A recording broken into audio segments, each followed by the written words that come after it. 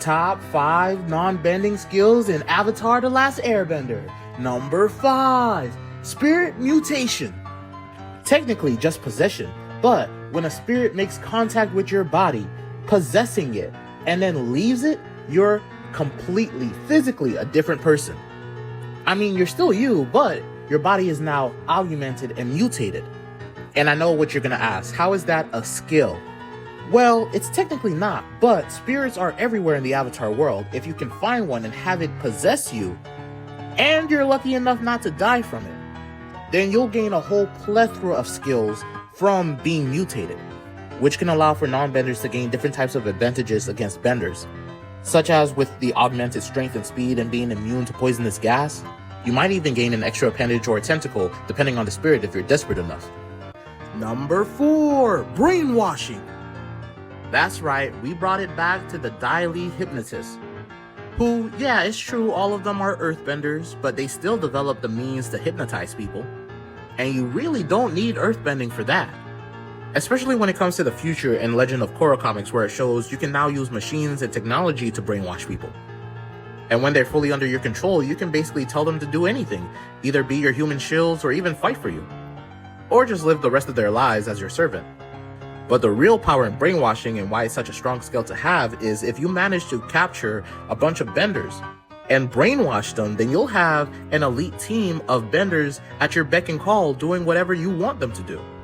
Even going so far as to put them in whatever types of dangers because they'll be too brainwashed to say no. Number 3, beast taming.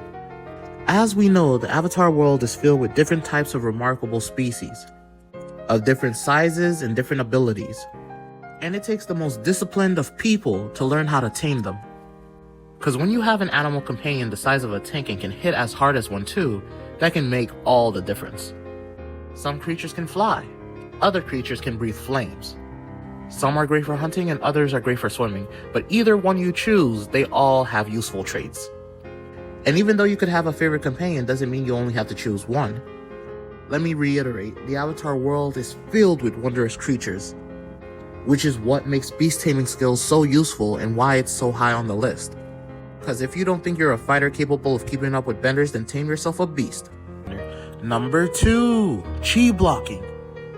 Now, there are various martial arts styles in Avatar: The Last Airbender, which allows non-benders to truly show what they got even against benders.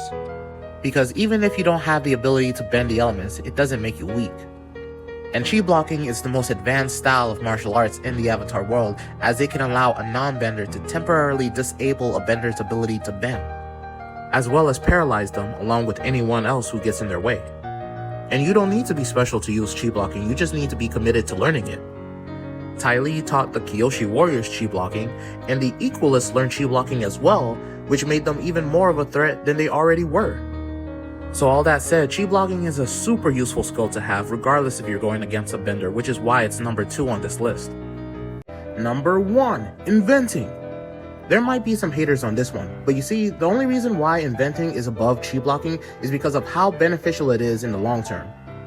Not everyone in the Avatar world is going to be a genius like Tio's dad or Varric, but people can still learn, and from the knowledge they gain, they can develop the ability to invent.